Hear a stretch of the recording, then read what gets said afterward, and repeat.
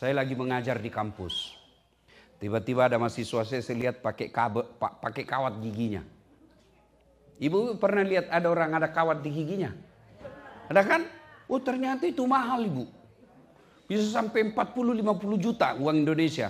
Satu kali umroh pak, dia simpan di giginya. Dulu kalau waktu kecil pagar yang dikawat.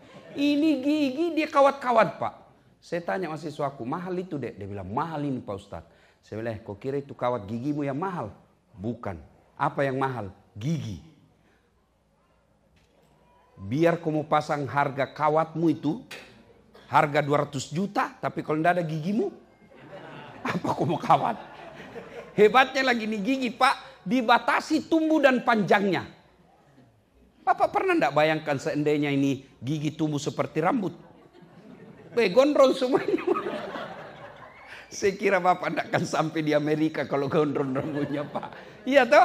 Masya Allah. Dan Bapak Ibu pernah rasakan bagaimana ketika kita makan kerupuk yang melempem.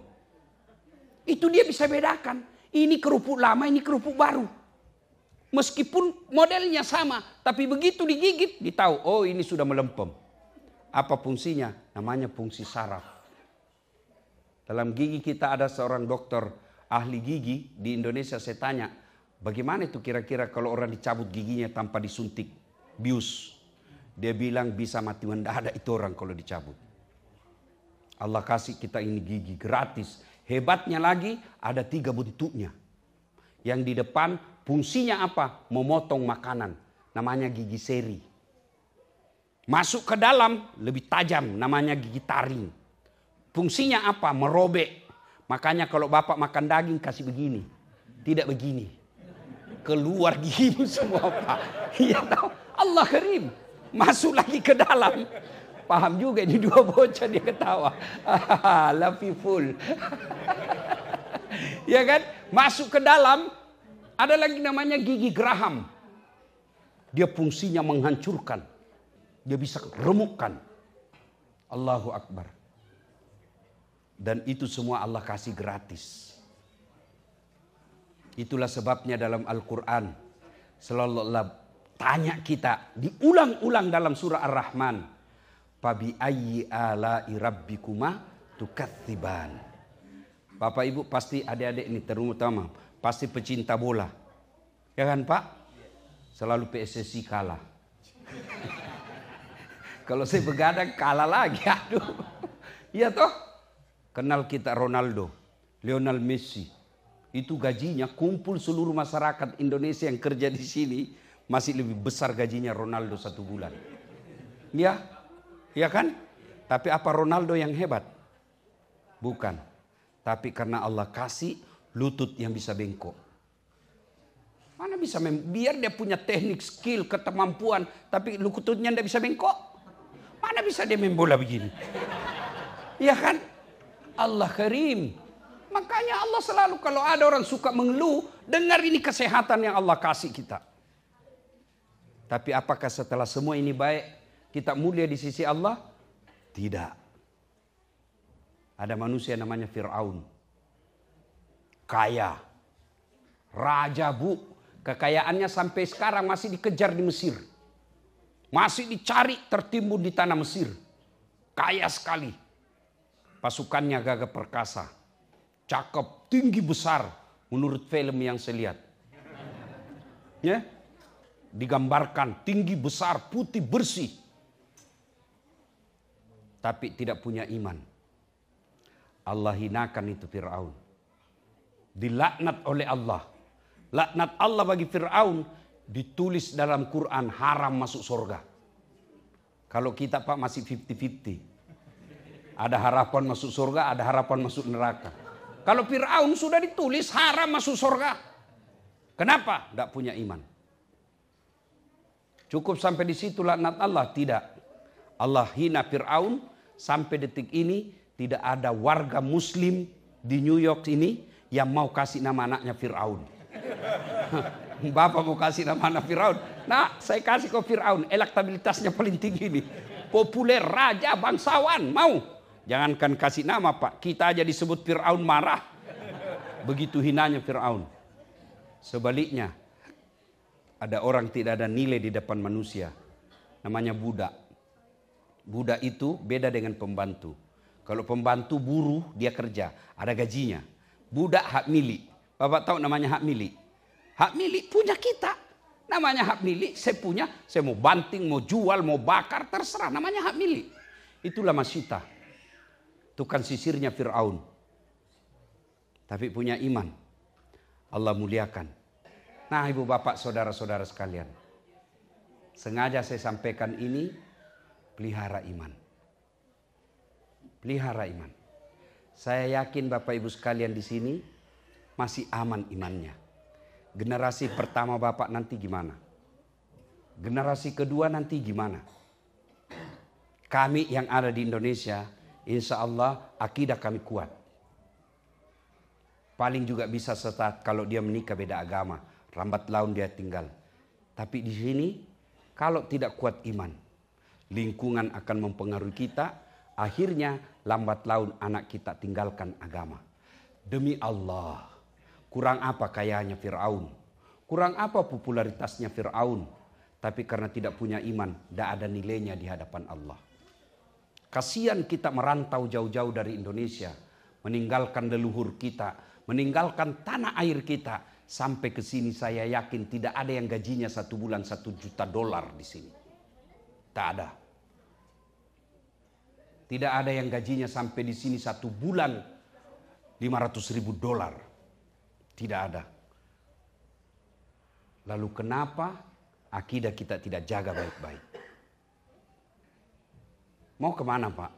Mau kemana? Berapa umur Bapak sekarang? Ini turut. Muka sakaratul maut Pak. Mau kemana Pak? Mau kemana? Ayo.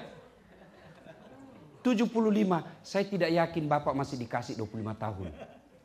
100 tahun mulai pikun kita Pak. Jimmy Carter meninggal hari ini kemarin. 100 tahun pas umurnya. Coba. Kerjaan saya di Makassar hampir tiap malam takziah. Samsi Ali pun tadi mengatakan beliau katakan begitu. Mumpun saya ingat, terima kasih Ibu Samsi Ali, nyonya yang mempersembahkan coto versi New York. Nah, sudah viral di Makassar.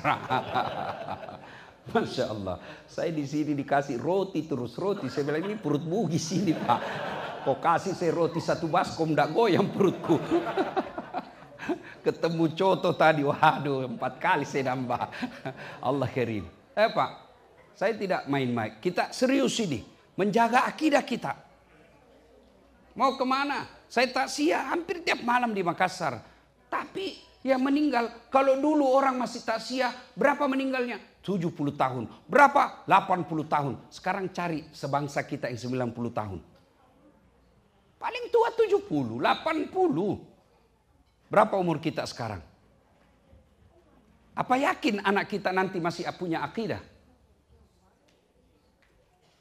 Ketika sakaratil maut, Ibrahim alaihissalam, apa yang ditanyakan kepada anak dan keturunan-keturunannya?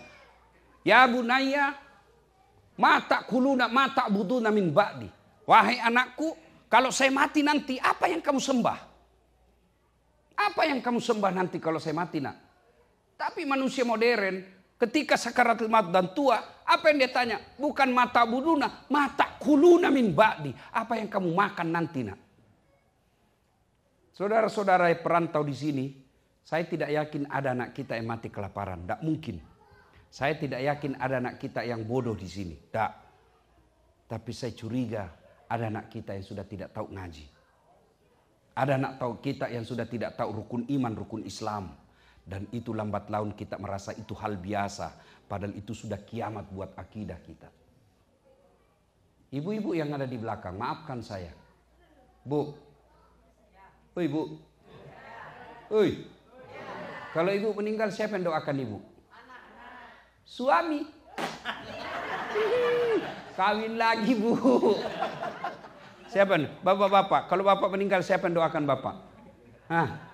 Temanmu, coba lihat itu di grup WhatsApp. Bapak semua punya grup WhatsApp kan? Coba kalau ada teman kita meninggal. Jangankan baca doa, ngetik doa saja enggak mau Pak. Apa dia kirim? Stiker. stiker Al-Fatihah. Enggak juga dia baca itu. Kenapa kau tahu? Karena saya juga begitu.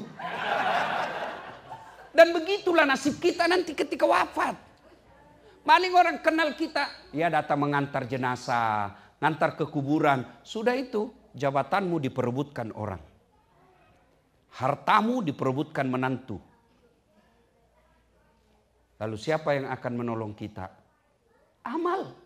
3 amal kita yang akan menolong. 1 diantaranya, anak yang soleh dan soleha. Saya kemarin malam diceritakan Pak Toha dari bandara. Ada orang meninggal, sudah puluhan tahun di Indonesia, di sini tinggal. Kemudian ketika mau meninggal, dia berpesan agar dikuburkan dalam keadaan dikuburkan secara Islami. Ketika sakaratul maut di rumah sakit, menelponlah Ustadz Samsi Ali kepada keluarganya. Orang tuamu sakaratul maut, kau bisa datang? Apa jawabannya? Mohon maaf, saya tidak bisa datang. Saya lagi meeting. Sampai meninggal tidak datang.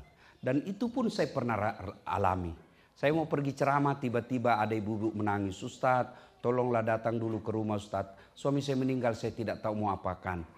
Mana semua keluarga? Anak-anaknya ibu mana? Dia bilang, sibuk semua Ustadz.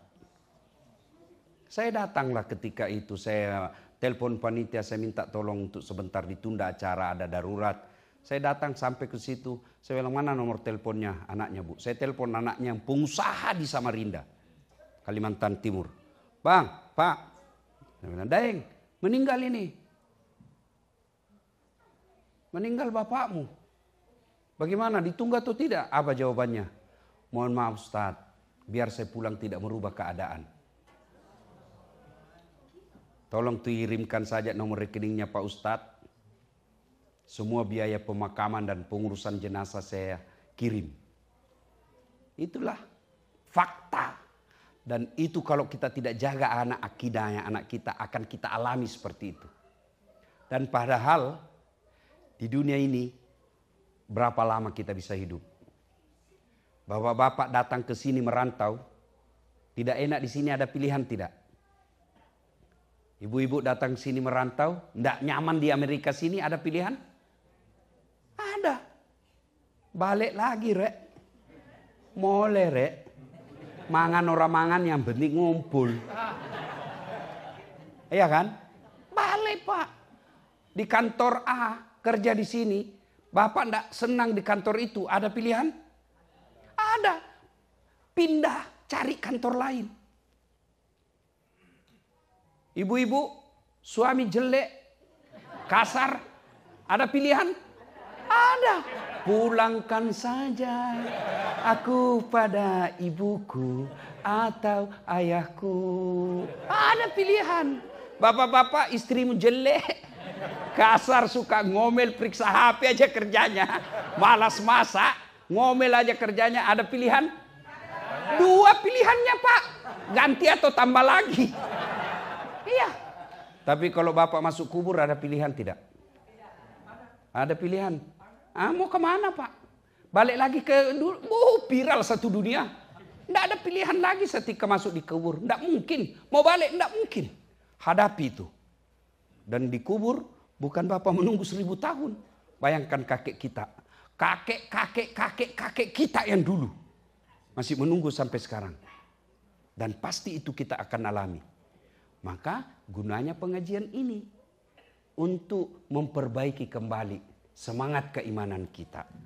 Kalau kita saja mampu tinggalkan tanah air untuk mencari nafkah sampai ke Amerika sini, kenapa justru untuk menuntut ilmu agama kita abaikan? Wa mal hayatud dunya illa mataul hurur. Dunia ini tipu daya saja. Dunia ini pasti berakhir, jangan tergoda dengan dunia. Betapa banyak pelajaran dicontohkan oleh Allah melalui Quran. Orang-orang yang hina karena mengutamakan dunia.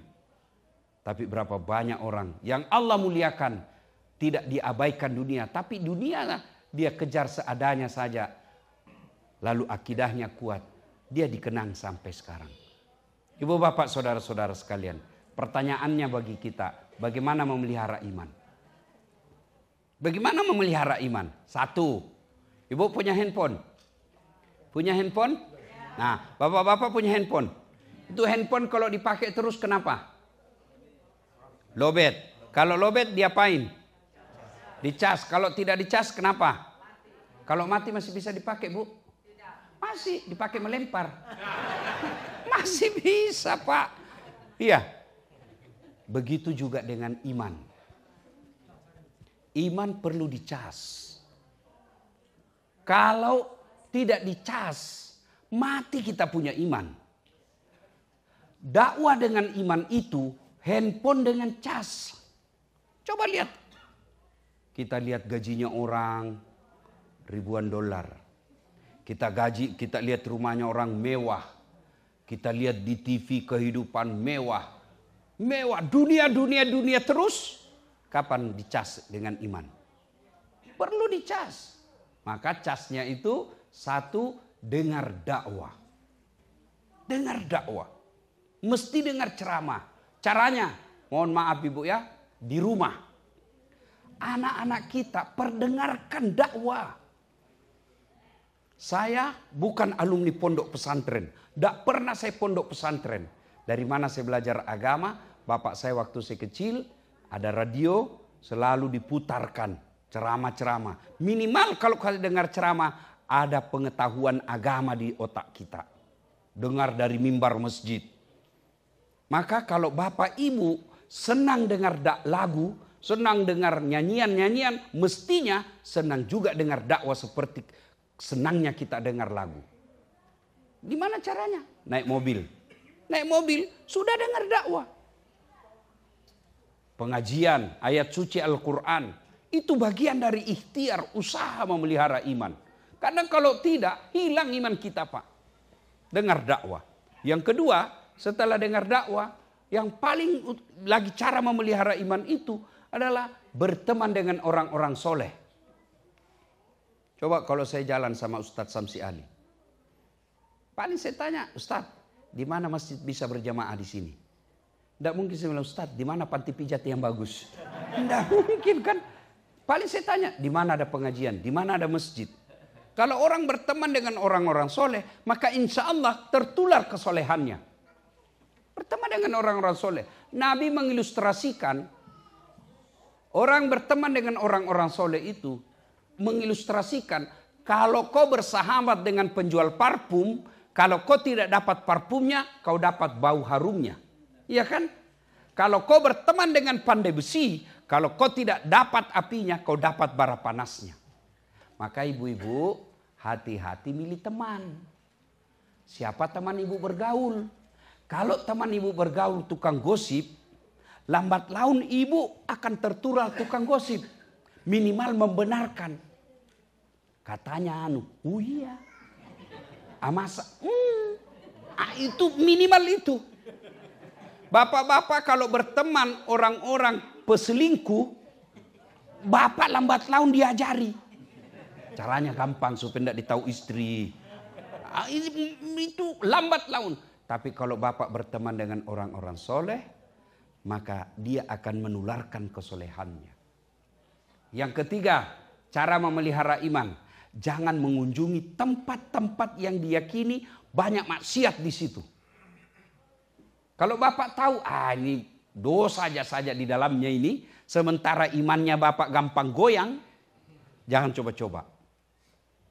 Waktu saya kuliah, kos-kosan orang kuliah.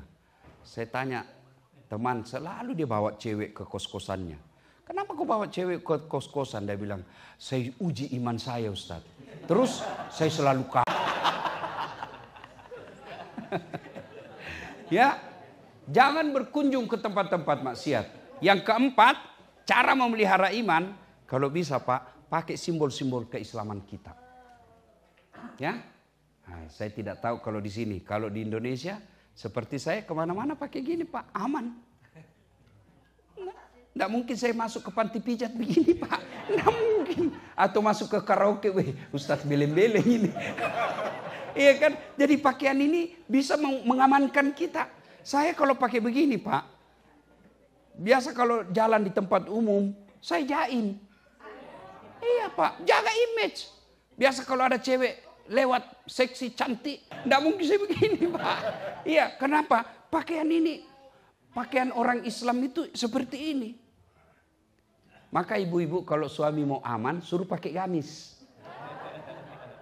Dia bilang ibu udah Makassar, saya sudah suruh pakai gamis Ustaz. Dia ganti di mobilnya. Nah, berarti karakternya memang sudah begitu. Nah, ibu bapak saudara-saudara sekalian, beginilah cara-cara untuk memelihara iman. Yang kelima, doa. Hidayah datang dari Allah. Ada doanya dalam ujung-ujung akhir surat Al-Baqarah, Rabbana la tusik qulubana ba'da is hadaitana wa hab lana min ladunka rahmah innaka antal wahhab. Itu doa. Minimal makna dari ayat itu, ya Allah, jangan engkau gelapkan hati saya, jangan engkau tutup hati saya, jangan engkau lindungi hati saya, serta jangan engkau sesatkan, gelapkan setelah engkau berikan hidayah dan petunjuk. Itu kita minta kepada Allah. Dan doa itu Pak tidak harus bahasa Arab. Nah, ya, banyak orang mau berdoa dia beli buku. Buku doa. Lalu dia hafal. Bukan menghafal itu doa. Doa itu curhat. Tidak mesti bahasa Arab.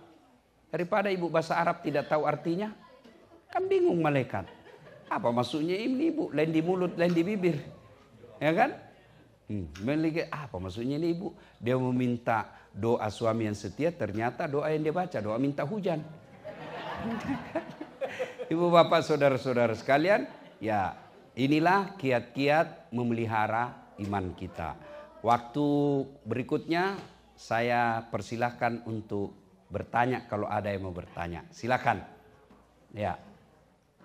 Saya duduk, sebenarnya saya sudah mulai lowbat.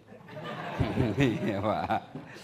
Ya, saya lowbatnya karena konsumsi makanannya tidak cocok di Indonesia dengan perut saya. Saya bawa 1 koper Indomie, ternyata enek juga makan Indomie terus. Silakan, ibu-ibu mau tanya apa saja, silakan ya. Atau ada yang mau menjawab, boleh juga. Silakan, kita mulai dari ibu-ibu di belakang, boleh. Ibu, oke, sudah. Bu, saya kasih $100. Mau ibu? Mau, oke. Mau. Lalu saya tambah lagi $100. Pasti tambah mau. Iya toh? Tambah lagi $100. Masih tambah mau. Artinya kalau ibu cuma dengar sudah dapat pahala. Mengajinya lagi, dia baca dengan tambah lagi pahala. Dia belajari lagi terjemahannya, dia baca, kemudian dia baca lagi tafsirnya, banyak lagi keutamaan. Makin sering dilakukan, makin banyak. Boleh dengar saja, boleh. Tapi jangan bilang saya tidak mau baca. Itu tidak mau bacanya itu yang tidak boleh. Tapi kalau dia bilang saya sibuk, tidak punya waktu lagi, tapi saya dengar saja. Alhamdulillah masih ada harapan. Kalau kamu mempelajari membaca Al-Quran, kalau maksudnya dia tidak mau belajar. Dia tidak mau belajar Al-Quran. Tidak mau belajar. Tidak mau belajarnya itu tidak baik. Tapi mendengar murattalnya itu baik. Ya, masih lebih baik daripada tidak mau belajar, tidak mau mendengar pula. Tapi kalau mau yang lebih baik, mendengar dan belajar.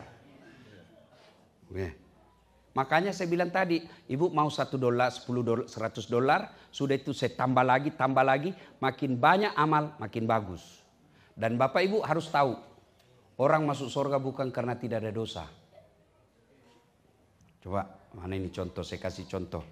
Cuma tidak ada contoh di sini. Ya. Tidak ada. Saya mau kasih contoh saja ya. Dek Gagah. Ini ada rupanya.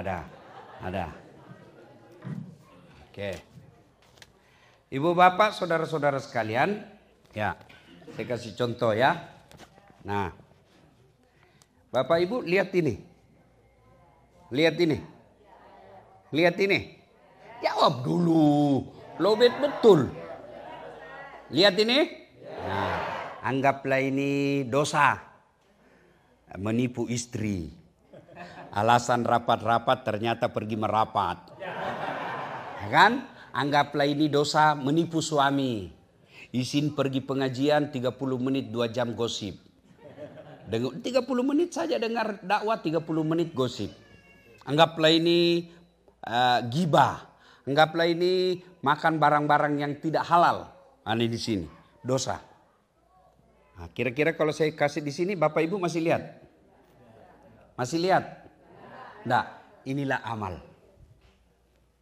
Ini dosa, ini amal. Itulah makna dari hadis, tutupi kesalahanmu dengan memperbanyak kebaikan, amal. Maka yang kita kejar berlomba-lomba dalam kebaikan. Pastabikul khairat. Maka yayasan saya itu tagline-nya, motonya pastabikul khairat. Berlomba-lomba dalam mengejar kebaikan. Ibu ngaji, pahala. Dengar dakwah, pahala lagi. Masak, pahala lagi. Masak sambil dengar dakwah, pahala lagi. Masak sambil dengar ceramah, pahala lagi. Makin banyak pahala, akhirnya dosa timbang, kurang. Bukan dikurangi, tapi beratnya amal lebih banyak daripada beratnya dosa. Itulah sebabnya ada 2 malaikat, Pak. Ada malaikat pencatat kebaikan sebelah kanan, ada malaikat pencatat keburukan sebelah kiri. Tidak boleh dikatakan, tidak usah kau sholat, tidak pakai jilbab. Tidak pakai jilbab beda, sholat juga beda. Itu makna ayat, wala talbisul haqqa bil batil. Allah tidak mencampurkan antara hak yang batil. Maka ketika ditimbang kebaikannya sebelah kanan, timbang keburukannya sebelah kiri, ternyata timbang punya timbang lebih berat kebaikannya daripada dosanya, meskipun selisihnya 0,1%, dia masuk surga. Yang celaka, kita hobi dosa, kurang amal. Kalau tidak bisa memperbanyak amal, jangan tambah dosa. Begitu rumusnya. Kalau banyak dosa, mestinya lebih banyak lagi kebaikan kita. Yang jadi masalah, dosa banyak, pahala kebaikan kurang. Nah, bagaimana cara menambah-nambah pahala-pahala itu? Semua nilai-nilai kebaikan lillahi ta'ala itulah pahala. Bukan pahala itu hanya sholat. Kalau pahala hanya sholat, berapa kali Bu sholat sehari? Paling 5 kali. Tambah sunnah-sunnahnya. Itu untung sekali sudah kalau ada rawatibnya. Sholat tengah malam. Iya toh? Kalau cuma puasa Ramadan, 1 kali 1 tahun. Itu pun juga kalau tidak terlalu dingin. Ya. Maka pahalanya ibu-ibu ngurus anak. Pahalanya ibu-ibu ngurus suami. Caranya apa? Masak air pagi, itu sudah pahala kalau niat untuk anak-anak kita. Ke pasar beli ikan, ke pasar beli sayur, pahala. Cuma ibu-ibu sekarang malas masak-masak. Semua GoFood. Kalau ibu cuma andalkan GoFood, maka ibu kurang pahalanya. Ya, bapak-bapak apa pahala kita? Alhamdulillah cari nafkah itu pahala. Ibu-ibu dari rumah ke sini itu pahala. Saya waktu di Phoenix beberapa hari yang lalu, ada ibu-ibu bilang, Ustadz saya dari Texas, bawa mobil sendiri. Berapa jam ibu? Kurang lebih 12 jam. Hebat juga. Selama perjalanan itu, kalau orang pergi menuntut ilmu, itu fisabilillah, jihad. Jihad. Kalau dia wafat dalam perjalanan, sama nilainya mati syahid. Ibu datang ke sini, langkah kaki itu pahala. Kan ibu bukan mau show force. Bukan mau fashion show di sini. Iya toh? Cuma setan gosipin, halang-halangi kita. Akhirnya apa? Datang ke sini masih gosip. Orang masuk dilihat-lihati dari ujung kepala sampai ujung rambut. Dia enggak gosip tapi mukanya sinis. Apa itu? Apa? Kenapa? Apa? Palsu. Ya, itu cara setan supaya pahala kita habis. Nah, makanya Ibu, kalau pergi perjalanan begini itu kan pahala. Kaki kanan 1 pahala, kaki kiri gugur dosa kecilnya. Bayangkan, apalagi kalau Ibu jalan begini. Berapa langkah pahala itu? Ustadz bagaimana kalau naik mobil? Alhamdulillah 4 rodanya kali 4. Jadi pahala itu bukan sekedar puasa, bukan sekedar itulah sebut ada namanya ibadah mahda yang khusus kepada Allah. Tapi ada juga pahala kita melalui muamalah. Muamalah itu kalau mau banyak pahala, sedekah. Kalau sholat hanya dapat pahalanya ketika sholat. Haji hanya dapat pahalanya ketika haji. Tapi sedekah, bantu pesantrennya Ustadz Samsi. Selama pesantren itu bekerja, melahirkan anak-anak penghafal, melahirkan pendakwah, meskipun ibu sudah wafat 1000 tahun yang lalu, tetap dapat pahala. Namanya amal jariah. Makanya jangan terlalu pelit. Kalau mau kasih masuk celengan, dia cari uangnya paling kecil. Begitu mau beli perhiasan paling besar. Ibu-ibu, kalau ibu meninggal, siapa yang pakai itu emas berlianmu?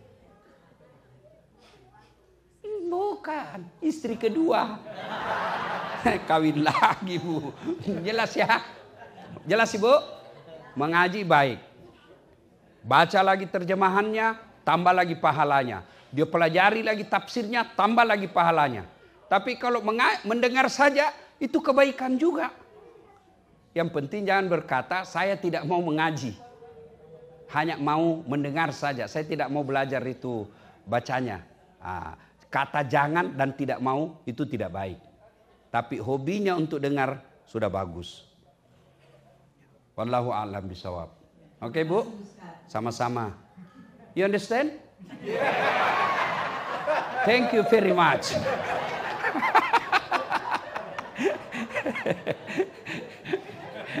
Ada lagi?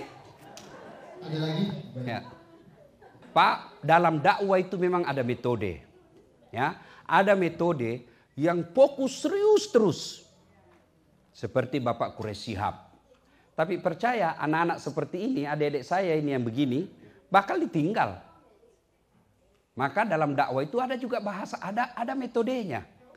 Ada metode. Maka ada baru-baru saya buku tulisan dakwah saya itu ada dalam buku baru saya bikin. Ada 2 buku bahasa baru diterbitkan Gramedia.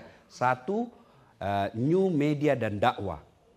Dakwah di medsos tentu beda dengan dakwah di mimbar. Ya, sekarang dakwah ini lebih efektif melalui medsos. Kalau saya dakwah di mimbar paling dengar seperti ini, berapa di sini? Paling 300 orang. Tapi begitu saya post di YouTube, berapa juta yang nonton. Ada baru-baru saya post di IG saya, yang saya sisir-sisir ibu saya sambil diskusi, itu dalam 1 hari 11,5 juta yang nonton. Itulah hebatnya, itu namanya medsos. Jadi dalam dakwah ada metode. Beda ketika saya berhadapan dengan adik-adik, beda ketika bapak, ya beda kemudian lain-lain. Dan itu ada tahapnya. Al-Quran ketika mengharamkan hamar tidak akan langsung haram. Tidak, bertahap itu. Pertama dibilang dulu hamar itu ada faedahnya, tapi ada juga jeleknya. Ketahuilah jeleknya jauh lebih banyak daripada faedahnya. Yang kedua turun lagi setelah jauh-jauh. Turun lagi periode ayat kedua tentang hamar. La taqrabus salata wa antum sukara. Jangan kau dekati solat ketika kau dalam keadaan mabuk. Berarti makin jauh. Sudah dilihatnya itu baru pak turun ponis. Namal khamru. Hamar rijsun, bapak moyangnya dosa. Min amalis syaitan, perbuatan syaitan. Jauhi agar kamu termasuk orang-orang beriman. Itu ada caranya. Jadi saya dalam berdakwah lihat dulu. Oh ini yang penting senang-senang dulu. Yang penting dia gembira-gembira mau dengar dakwah. Dan ada begitu, ada metodenya. Ya, terima kasih atas sarannya Pak. Ya, mudah-mudahan ada rezeki datang lagi.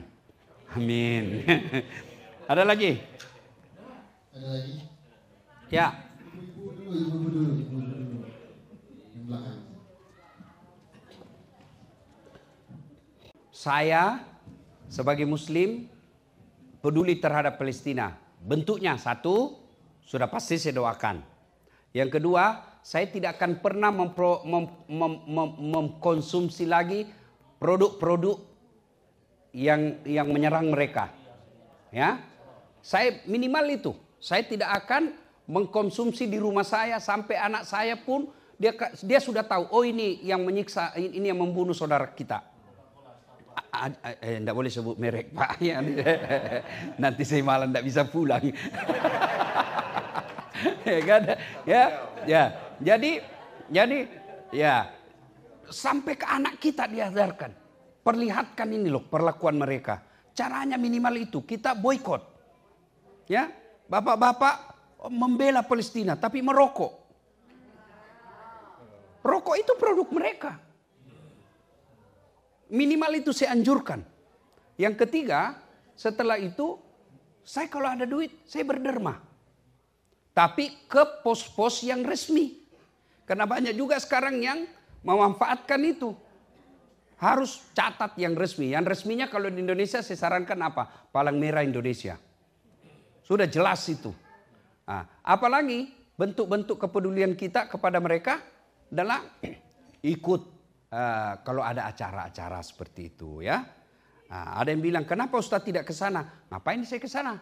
Ke sana saya juga nanti mempersulit orang. Oh, jihad. Kalau mau jihad, ya jihadnya tadi itu. Kita ke sana nanti malah menambah beban orang di sana. Ya, wallahu alam. Kemudian cara khusyuk. Khusyuk ini dulu yang kata Ustadz Samsi Ali, mindset. You understand mindset? Mindset. Itu dulu yang harus ibu pahami. Apa itu khusyuk? Jangan pikir khusyuk itu tidak ingat apa-apa. Ustadz khusyuk, sholat, tidak ingat apa-apa. Bukan sholat itu, pingsan. Ya, khusyuk itu fokus terhadap apa yang kita kerjakan. Khusyuk, pup, buang air besar. Khusyuk, bagaimana caranya? Jangan sambil merokok. Itu tidak khusyuk namanya itu. Ya, ibu fokus, itu namanya khusyuk fokus. Nah, kalau kita sholat, pasti setan mengganggu. Saya ingat istilahnya Quraisy Shihab. Itu orang khusyuk dalam sholat itu seperti orang bawa mobil. Orang kalau bawa mobil kan kadang-kala setirnya mau ke kanan, mau ke kiri. Ketika mau ke kanan padahal dia harus lurus, jangan Bapak ikuti ke kanan. Tetap fokus. Ya. Nah, ulama pun mengajarkan, ada hadis. Bagaimana supaya bisa khusyuk dalam sholat? 1, sempurnakan wudhu. Selama saya di sini, barulah saya tahu ciri-ciri orang beriman. Apa maknanya itu hadis? Mengatakan bahwa menyempurnakan wudhu di musim dingin. Saya bilang, oh ini maknanya ini. Kedatat kalau dingin sekali Pak. Berat sekali kata rasanya kita mau wudhu. Itu baru wudhu. Bagaimana mandi junub? Iya, terus saya bilang, berat juga orang di sini. Oh syukurnya ada air panas. Iya kan? Allah Karim. Ya, sempurnakan wudhu. Yang kedua, menurut hadis, dari wudhu ke tempat sholat jangan banyak bicara. Itu karena mengganggu setan itu. Tapi apa yang kita praktekkan dari tempat wudhu ke tempat sholat, WhatsApp. Kalau perlu telepon, ya kan? Nah, sebaiknya tempat wudhu langsung masuk sholat, duduk. Kalau di masjid, tahiyatul masjid dulu. Nah, berikutnya lagi. Pahami apa yang kita baca. Saya mulai tahuruhan, ini sudah puluhan tahun sholat Pak. Saya curiga masih ada yang tidak paham surah Al-Fatihah dan terjemahannya. Paling ada 2 orang mungkin. Ya kan? Tapi kalau saya tes. Itu minimal Al-Fatihah. Kalau tidak bisa 7 ayat itu, minimal kata iyyaka na'budu wa iyyaka nasta'in. Apa artinya Bu? Ya Allah, hanya kepadamu kami menyembah dan hanya kepadamu pula lah kami memohon bantuan dan pertolongan. Coba kalau ditajamkan baik-baik itu, tidak ada stres, tidak ada galau. Kenapa? Kepada Allah kami berserah diri. Cuma kan kadang-kadang kita baca Al-Fatihah terlalu cepat. Kayak makan pisang goreng panas. Allahu Akbar, Allahu Akbar. Itu. Ya, berikutnya kiat lagi supaya khusyuk dalam sholat ibu. Apalagi seolah-olah sholat itu adalah sholat paling terakhir. Coba kalau ibu mau berpisah. Perpisahan terakhir. Wow, itu rasa-rasanya tidak mau dilepas. Anggaplah setiap kita sholat, anggaplah ini sholatku yang paling terakhir. Nah, berikutnya lagi adalah ketika sholat jangan terlalu banyak gerakan. Banyak orang sholat tidak bisa faedah sholatnya. Kenapa terlalu banyak gerakannya? Gerakan tambahan. Allah.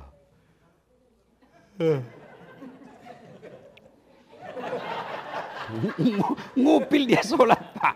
Sudah ngupil di karela. Ya kan? Ada orang sholat kayak ditiup angin. Ada juga yang terlalu semangat. Ya Bapak ketawa karena membayangkan diri sendiri kan. Nah minimal itu ketika sholat jangan terlalu banyak gerak. Boleh tapi menguranginya itu bagian daripada ikhtiar untuk meraih khusyuk. Ya. Nah kemudian Bapak usahakan laksanakan rukun-rukunnya sholat itu secara baik. Misalnya ruku yang baik itu kalau disimpan air ketika dia ruku itu dia bisa enggak tumpah. Ya, di sini. Cuma kan kita kalau ruku belum lurus sudah naik. Ya kan? Saya tanya, kenapa cepat sekali? Kan saya sudah hafal Ustaz. Kalau kau sudah hafal bilang saja Allahu Akbar, bacaannya ya Allah sama kemarin. Assalamualaikum. Selesai kalau kau sudah hafal aja. Begitu. Tapi sholat itu ada rukun-rukunnya. Iya kan Pak? Ya. Nah itu beberapa kiat ya. Nah yang paling penting minta pertolongan Allah Subhanahu Wa Taala ya. Nah, jangan pernah berpikir saya tidak mau sholat, tidak bisa khusyuk. Tidak. Mau khusyuk atau tidak lakukan saja. Ya, saya juga tidak sependapat kalau ada ustadz yang katakan tidak diterima. Itu hak Allah. Lakukan saja, terima atau tidak urusan Allah Subhanahu Wa Taala. Idealnya memang sholat mencegah kita dari perbuatan keji dan mungkar. Idealnya kita harapkan seperti itu. Wallahu a'lam. Pertanyaan apa lagi tadi?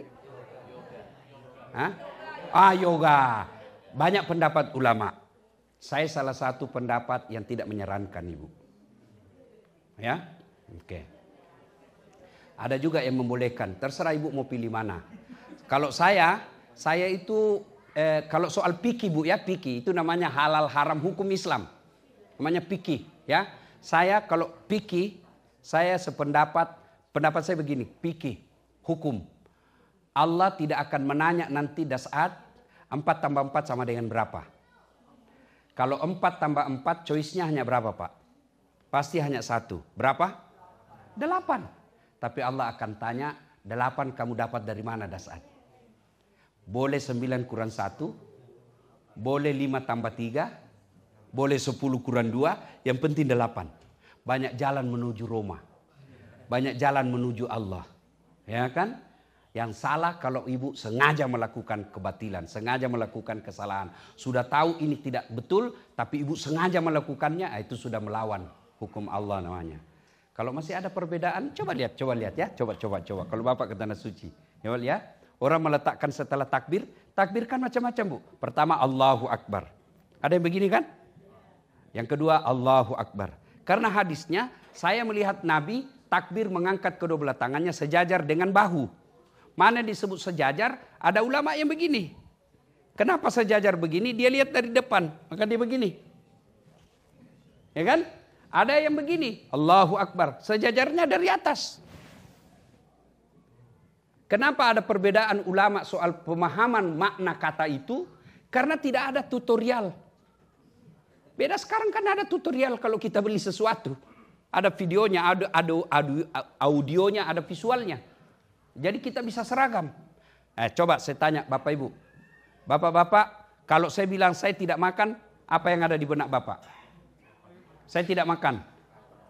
Lapar, apa lagi? Puasa, apa lagi? Masuk angin, apa lagi? Haram, apa lagi? Alergi, apa lagi? Kenyang, apa lagi? Saya tidak suka. Itu baru satu kata loh Pak. Saya tidak makan, sudah berapa Bapak yang ada di benaknya? Begitu juga pemahaman ulama. Mereka tidak melihat gambar. Mereka tidak melihat foto.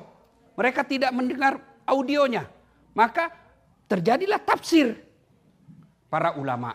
Maka ketika ada yang menafsirkan ini, hargai. Yang jelek kalau Bapak menyalahkan pendapat orang. Sudah takbir, macam-macam lagi itu peletakan tangan. Allahu Akbar. Nah, tangan pertama ada yang di atas dada. Ada Bapak lihat orang sholat begini kan? Ada. Ada lagi Allahu Akbar. Antara dada dengan pusat. Dia begini. Ya kan? Ada lagi pas di atas pusat. Allahu Akbar. Ada.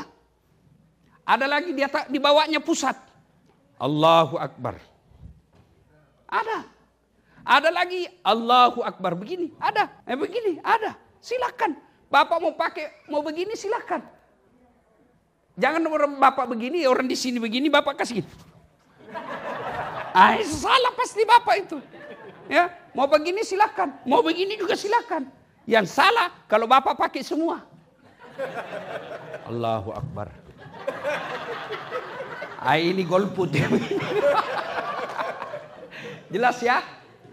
Ibu ya, saya menyarankan sebaiknya tidak usah ikut.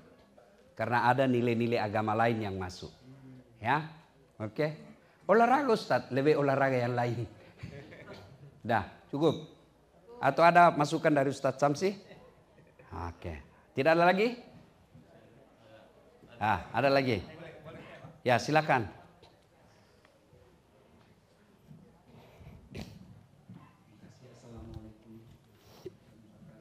Waalaikumsalam. Ya, yang begitu Pak, 1 dari 1000. Ya pasti ada kesesatan juga. Di Indonesia ini itulah risiko demokrasi, kebebasan berpendapat. Itu demokrasi. Di Indonesia paling hebat Pak. Polisi paling hebat di dunia, polisi Indonesia. Dia bisa tangkap Jibril. Enggak, malaikat Jibril pernah ditangkap ada Pak. Jangankan itu, baru-baru ada yang bisa komunikasi dengan Tuhan. Dia telepon Tuhan, bayangkan Pak.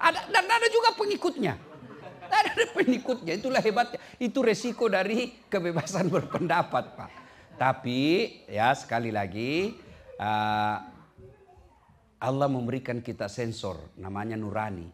Bapak alhamdulillah lihat begitu gelisah. Itu berarti Bapak masih punya sensor hati nurani, barang salah ini. Nah, soal kemana kita berguru, ya sebaiknya lihat dulu, ya mazhabnya apa ini Ustadz, ya kita lihat. Kalau sudah kita lihat, tanya ke Ustadz yang lain. Saya punya kesimpulan soal Bapak itu, agamamu adalah siapa gurumu. Nah, itulah pentingnya juga negara membuat regulasi. Seperti Malaysia kok tidak ada begitu. Jarang kita dengar. Kenapa? Karena negara hadir untuk membatasi kebebasan. Di Malaysia itu konstitusinya ditulis Pak. Malaysia adalah negara Islam yang bermazhab Syafi'i. Itu ditulis. Ya, jadi kalau khutbah Jumat, kalau di sana Pak, kalau mau khutbah, saya diundang, meskipun saya sudah doktor, dilihat banyak di YouTube ceramah-ceramah saya tetap harus melampirkan sertifikat atau ijazah atau surat izin dari MUI. Kalau di Malaysia, tidak ada sertifikatnya, tidak bisa dia dakwah. Mau khutbah, ditapis dulu, artinya disaring dulu apa materinya yang dia mau sampaikan. Harus saya serahkan dulu, ini yang saya akan bahas. Nah, itu kelebihannya di Malaysia. Kalau di Indonesia ya memang sebebas-bebasnya. 30 tahun jadi artis, film-filmnya semua film-film yang melupakan Tuhan, membuat orang lupa Tuhan. Tiba-tiba taubat, baru 2 bulan taubat, modal pelihara jenggot, celana jingkrang, dia kafirkan kita semua. Nah, itu ada begitu ya. Nah, maka harus hati-hati juga. Disitulah pentingnya orang tua mengarahkan anak. Ya, disitulah pentingnya kalau kita anak kita arahkan. Termasuk saya, pada istri saya bilang, ini kalau mau belajar agama dengar ini baca, ini karena kadangkala tanpa dituntun bisa salah memilih guru. Ya, bagus Pak, terima kasih. Wallahu a'lam bishawab. Cukup ya? Ada lagi? Bisa sampai 1 jam lagi? Bisa Ibu? Saya yang tidak bisa. Apresiasi, terima kasih ya ibu-ibu. Kalau bisa ada pengajian begini, bawa anak-anak kita yang kecil-kecil ya, minimal dia bersilaturahmi dengan sesama bangsa, minimal dia bisa dengar, minimal dulu dengar. Saya ini enggak pernah mondok, enggak pernah pesantren. Tapi gira saya belajar agama itu satu karena memang orang tua dari kecil selalu putar-putar ceramah. Waktu sekolah lagi, pertama sekali saya tertarik dakwah itu kaset Zainuddin Nursi. Saya pergi sekolah, PT-PT, kalau naik PT-PT, sopir PT-PT-nya itu namanya Pak Ukas. Itu selalu dia putar kaset Zainuddin MZ. Saya yakin selama saya berdakwah, almarhum yang punya PT-PT dapat pahala. Karena dari situ saya terinspirasi untuk belajar dakwah. Nah, makanya kalau Bapak Ibu dengar dakwah saya itu, metode dan tata cara sistematika dakwah saya mirip Zainuddin MZ. Cuma Zainuddin MZ versi Betawi, saya versi Bugis. Ya, ada orang bilang, apa itu beleng-beleng Ustadz? Ya kan? Bodoh, bukan. Kalau bodoh itu tidak kena hukum, Bu. Beleng-beleng itu tahu salah tapi dia lakukan. Itu beleng-beleng. Dia tahu berdosa kalau tinggalkan sholat. Tapi dia tidak sholat. Itu beleng-beleng. Dia tahu selingkuh itu salah. Tapi dia lakukan. Itu beleng-beleng.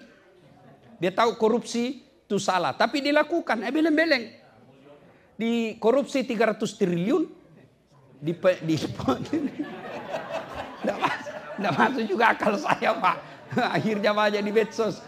Biarlah saya kasih saya 2 triliun. Saya siap di penjara 10 tahun.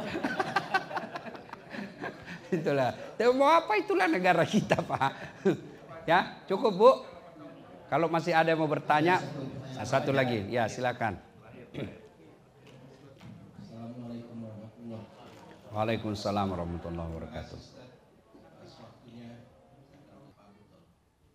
Ya, di masjid saya anak-anak yang sering azan.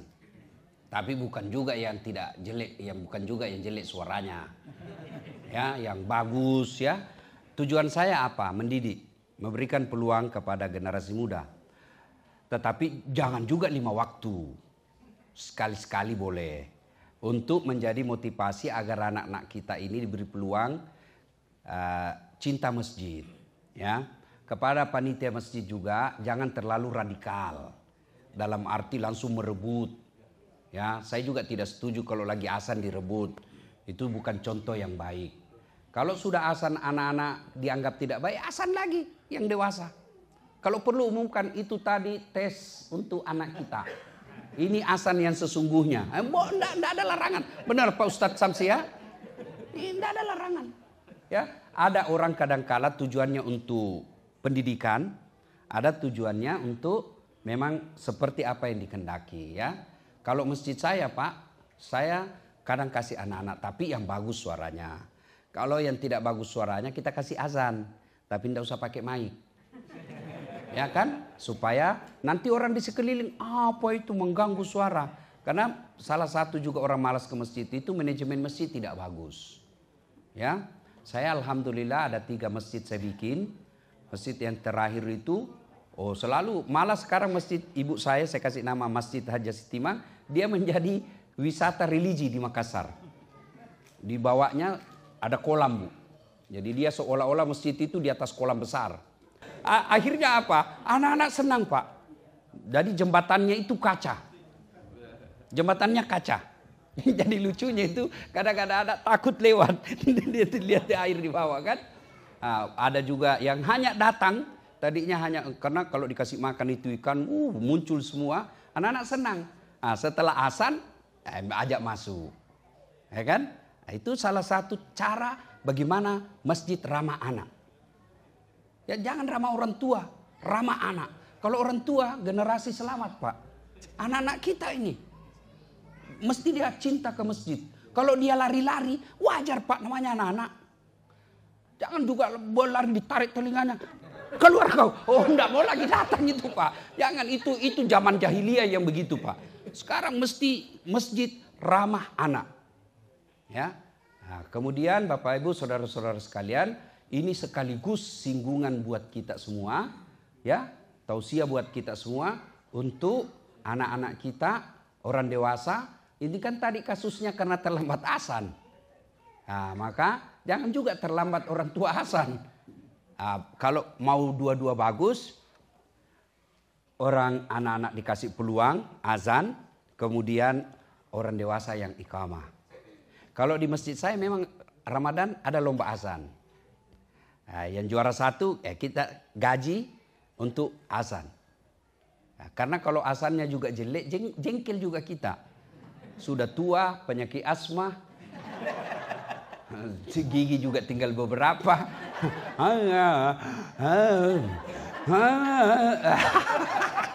Jengkel itu lagi yang Hasan, dia lagi. Tidak boleh disalahkan. Kalau anak muda marah, kenapa bukan kau yang Hasan? Ya kan? Nah, manajemen masjid. Gimana anak-anak mau ke masjid, Pak? Yang ceramah sudah panjang tidak jelas. Dari salam pertama sampai terakhir neraka terus dicerita. Kau akan dibakar, ditusuk pantatmu, keluar. Ceritakan anak-anak begini, pasti dia bilang, tidak usah lagi ke ceramah, dia bikin takut-takut. Ya kan? Dapat lagi imam, Allah karim, terlalu panjang Pak. Kita mau ikut, tidak dihafal, kita mau ruku. Belum selesai, terpaksa kita nonton semua di sini Pak. Dibaca semua di pinggir jadi Pak. Sudah dibaca, belum juga selesai Pak, bajunya lagi orang dibaca. Belum selesai juga Pak. Wah, jengkel kita. Panjang betul itu Pak Imam. Ya, itulah sebabnya Nabi katakan, kalau kau jadi imam 2 tuh syaratnya. 1, ringkaskan. Itu Nabi yang bilang, bukan saya. Ringkaskan. 2, baca yang umumnya orang hafal. Tujuannya apa? 1, kalau orang hafal, imam hilaf dia bisa luruskan. Saya termasuk sering cemas Pak. Kalau yang dibaca imam, saya tidak hafal. Kenapa? Karena kalau salah, pasti saya yang diharap orang luruskan. Nah saya juga tidak hafal Pak. Iya kan? Waduh, saya cemas sekali. Dan itu sering terjadi. Nah, yang kedua tujuannya apa? Supaya orang khusyuk. Coba kalau imam baca wadduha. Anak-anak ikut. Qul huwallah. Anak-anak ikut. Kenapa? Dia hafal. Coba kalau dia baca yang panjang-panjang. Dia baca Al-Anfal ayat 5 sampai 70. Bingung kita Pak. Dia khusyuk dengan bacaannya, kita khusyuk dengan hayalan. Iya kan? Masya Allah ya. Nah, itu perlu memang pengelolaan masjid ya. Dan alhamdulillah ya, selama saya jadi pendakwah, baru saya di New York ini pemimpin masjidnya presiden. Presiden Al-Hikmah. Kalau Bapak kalau duduk dengan Prabowo sama-sama presiden Pak. Luar biasa, Allah karim. Kalah jabatannya Ustadz Samsi Ali. Allah karim ya. Saya doakan mudah-mudahan orang-orang yang berpartisipasi membesarkan masjid ini, Allah kuatkan imannya ya. Jadikan anaknya soleh dan soleha. Bapak Ibu, kita punya pesantren ya, pesantrennya Ustadz Samsi Ali. Itu jangan Bapak sampai lupa berderma, bersedekah. Jangan lupa Pak. Ya, banyak orang banyak duitnya tapi tidak ada untuk dinikmati di kubur. Ya, ibu bapak mesti selalu berpikir, kalau rumahku spring bed, kamarku pakai AC, mesti kuburku juga nanti spring bed pakai AC. Jangan terlalu pelit Bu, jangan terlalu pelit Pak. Tidak ada orang bangkrut gara-gara sedekah. Ya, bahkan sedekah itu tolak bala. Ya, kalau bapak ibu sudah sepantasnya sedekah tapi tidak mau keluarkan, maka Allah paksa keluar duitnya. Caranya apa? Anaknya tiba-tiba LGBT. Anaknya tiba-tiba narkoba. Anaknya tiba-tiba itu tidak dengar nasihat. Cara Allah paksa duit kita keluar sia-sia. Maka salah satu cara ibu kalau mau suaminya setia, hendak ke lain hati, tolak bala dengan sedekah. Jangan ketawa, saya serius ini Bu. Caranya ibu sholat hajat dulu 2 rakaat. Ya Allah, sudah salat hajat namanya Bu. Tidak tahu niatnya Ustaz, masa ibu tidak tahu? Sholli sunnatal hajat, rakaataini lillahi ta'ala. Tidak tahu itu bahasa Indonesia. Saya niat sholat hajat 2 rakaat, sunnah hukumnya bagi saya lillahi ta'ala, Allahu Akbar. Itu pun susah ibu hafal. Berdiri tegak saja baru bilang dalam hati, Tuhan sholat hajat ya, Allahu Akbar. Boleh Pak, betul boleh. Tanya Ustadz Samsi kalau tidak percaya. Coba jangan begitu terus. Sambil belajar kan. 2 rakaat berikutnya ulang lagi. Tuhan masih seperti yang tadi.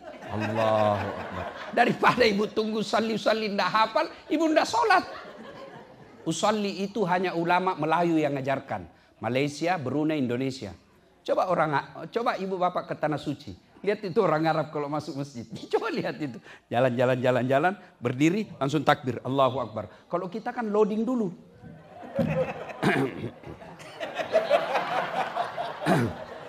Ya itu lagi menghafal dia. Ya kan? Nah, sudah ibu sholat hajat 2 rakaat. Sudah itu ibu berdoa. Ya Allah, ini ada duit saya 100 ringgit, 100 dolar.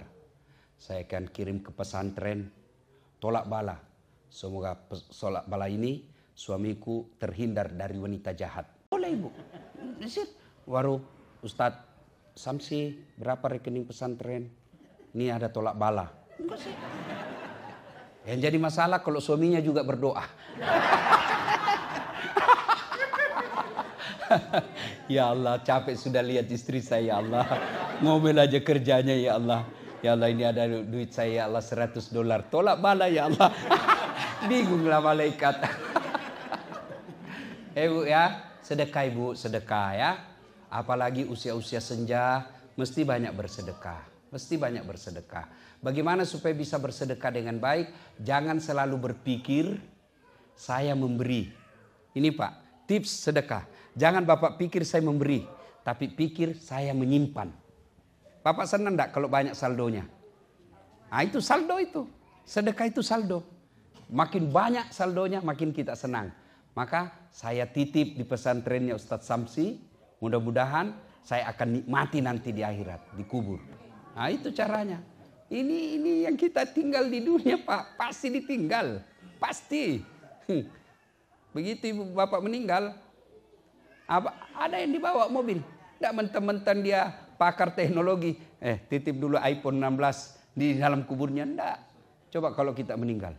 Kain sama. Mulai paling kaya sampai paling miskin. Kainnya sama. Bukan kain sutra. Kain apa? Kain kafan. Tidak ada kantongnya. Beda orang Nasrani pakai dasi. Pakai jas. Kalau kita enggak. Itu menunjukkan. Coba lagi saya kasih lihat. Ya. Ada duit misalnya ya. Nah, biasanya ada duit saya di kantong. Oh tidak ada. Oh enggak ada. Biasanya ada. Biasanya. Nah, anggaplah ini 100 dolar. Anggap. Ya. Boleh enggak? Saya dikasih begini. Nah, tapi ketika saya sholat, enggak boleh saya begini. Allahu Akbar. Enggak mungkin mentah-mentah ada duit 100 dolar. Allahu Akbar. Enggak. Kalau ada duit saya pegang. Allahu Akbar. Saya harus buka. Buang ini. Kenapa? Kamu ketemu dengan Allah. Kau akan tinggalkan semua ini. Maka kalau kita cari nafkah di sini jauh-jauh. Jangan sampai ada yang kita tidak bawa untuk akhirat kita. Ya, caranya sedekah. Allah tidak lihat berapa banyak. Yang Allah senang adalah rutinitasnya. Tiap Jumat Bapak punya sumbangan. Tidak banyak. Tapi tiap Jumat 20 dolar. Tiap Jumat 20 dolar. Almarhum Bapak saya itu. Saya ingat sekali. Bertahun-tahun. Setiap maghrib pasti ada duitnya 100 perak untuk celengan di masjid. Bertahun-tahun. Tiap celengan. Gelisah dia kalau mau pergi sholat jamaah maghrib. Tidak ada duit 100 rupiahnya. 100 rupiah saja. Apa itu 100 rupiah bagi Allah? Tidak ada nilainya. Tapi yang nilai Allah, ini orang mau berbuat baik. Ya, yang paling sial, kalau kita tidak pernah bersedekah, padahal Allah kasih banyak. Allah tidak suka itu hanya menumpuk-numpuk kekayaan, pamer-pamer, lagu enggan, membayar sedekah. Apalagi tidak bayar zakat. Ibu harus bayar zakat. Zakat sedekah. Nah, ini penting nih zakat. Zakat itu rukun Islam. Ya, kalau ibu tidak keluarkan zakat, maka harta yang halal itu akan menjadi kotor. Kalau sudah kotor, dia akan menjadi istri pembangkang, anak melawan. Itu ciri-ciri harta yang sudah tidak berkah. Saya kasih contoh sederhana. Ini penting zakat. Saya tambah sedikit. Ini air halal. Bisa saya minum ya? Halal. Nah, contoh. Halal kan? Anggaplah ini jeripaya Bapak Ibu kerja merantau ke Amerika. Ini halal. Bapak tidak menghalalkan segala cara. Halal, boleh diminum. Tapi setelah itu, karena saya tidak keluarkan zakat, yang 2,5%, 2,5%, tidak cukup 3. Nasrani 10% Pak. 2,5%. Lalu tidak dikeluarkan. Nah, Bapak maaf, toilet. Tahu toilet Pak? Ambil toilet, kan toilet itu kan ada airnya. Tidak usah yang ada kuningnya. Air aja, air bersih. Sudah, tidak ada kuning di situ. Nah, celupkan tangan, ambil 1 tetes. 1 tetes saja, tidak usah 1 sendok. 1 tetes, masukkan di sini. Kira-kira Bapak masih mau minum ini? Masih mau minum? Itulah makna kalau tidak dikeluarkan 25% mengotori semua harta yang halal. Karena kalau dia sudah kotor, maknanya tidak berkah. Kalau sudah tidak berkah, harta yang dia makan anak kita itu harta yang kotor, maka anak keras hati. Susah dinasehati. Disuruh menikah dengan muslim yang baik agamanya, dia pilih yang non muslim. Itu sudah tanda harta kita sudah tidak berkah. Istri kita lain dia kata, lain dia mau lawan kita Pak. Apa artinya jadi laki-laki kepala rumah tangga kalau istri sudah melawan kita? Itu ciri. Ada di sini takut sama istri ya. Berhenti kok jadi laki-laki. Dia bilang mengamuk Ustaz. Kenapa kalau dia mengamuk? Dia pecahkan piring Ustaz. Bantu pecahkan. Dia pecahkan televisi. Alhamdulillah hemat listrik. TV, gelas, piring bisa dibeli lagi Pak. Harga diri sebagai suami tidak boleh diinjak-injak istri. Takbir. Itu lihat takbir ya takut sama istrinya. Tanya sama Ustadz Samsi Ali. Kami orang Sulawesi Selatan, Bugis, Makassar, tidak ada yang takut sama istrinya. Tidak ada Pak. Cuma istri kami lebih berani. Nah, itu ciri-ciri harta yang sudah tidak berkah. Maka supaya berkah harta kita yang kita peroleh, keluarkan 2,5%. Bapak punya kendaraan 3. Itu wajib dikeluarkan. Kalau dia berbisnis, kendaraan itu dipakai rental tiap tahun dikeluarkan. Ada syaratnya. Apa syaratnya? Cukup haul dan nisabnya. Haulnya 1 tahun, nisabnya 2,5%. Maknanya apa? Nisabnya 85 gram emas. 85 gram emas itu kalau uang Indonesia kurang lebih 85 juta. Kalau dolar 85 juta berapa itu ya? 3.000. Ya, anggaplah 3.500. Ya, 3.500. Bapak punya tabungan senilai 3.500 dan itu sudah mengendap 1 tahun, sudah wajib dikeluarkan 2,5%. Meskipun 100.000 tapi belum cukup 1 tahun, tidak wajib. Bapak punya 200.000. Ternyata di bulan ke-10 dalam rekening, penyakit, tabrakan apa segala kurang. Akhirnya tidak cukup menjadi 3.500. Tinggal lagi menjadi 2.000. Tidak kena zakat. Ya, cukup 1 tahun. Nilainya 85 gram emas. Ya, begitu nilainya. Nah, punya rumah. Tidak di sini, tapi di Indonesia. Punya tanah, punya rumah, punya mobil, punya kebun. Hitung semuanya, berapa totalnya? Keluarkan 2,5%. Kalau dia hanya digunakan pribadi, rumah itu tidak dikontrak, mobil itu tidak. Harta yang tidak berproduksi namanya. Tidak berproduksi, maka sekali saja seumur harta itu. Tapi kalau dia berproduksi, emas misalnya ibu punya emas. Tiap hari, tiap tahun masuk pegadaian. Ini kan jadi modal kerja. Itu tiap tahun dipajaki. Tapi kalau cuma dipakai saja, tapi tidak mungkinlah bapak ibu pakai 1 kilo di dalam tubuh. Tidak mungkin kan? Tapi disimpan di pegadaian kemudian jadi modal kerja, tiap tahun dikeluarkan zakatnya. Ya, wallahu a'lam bishawab. Bu, ya. Cukup? Cukup. Alhamdulillah. Terima kasih. Mudah-mudahan kehadiran kita ada manfaat. Ya. Masjid ini kita harus hidupkan terus. Anak-anak kita bawa ke sini untuk dengar dakwah. Kalau tidak mau dengar dakwah, main di sini. Kalau dia main di masjid, minimal dia tahu bahwa dia orang Islam. Ya, terima kasih guru saya Ustadz Samsi Ali, nyonya istri beliau yang menyediakan makan malam sepuasnya tadi. Ada songkolo, orang Bugis bilang mau songkolo, ketan. Ada coto versi New York. Ada juga makanan macam-macam tadi. Ada basang. Basang itu ternyata makanan Spanyol di sini. Ya, apa itu? Jagung yang dikasih gula. Orang Makassar bilang basang. Terima kasih, kita makan puas sepuas-puasnya tadi. Mudah-mudahan jadi pahala buat tuan rumah. Lebih dan kurangnya mohon dimaafkan.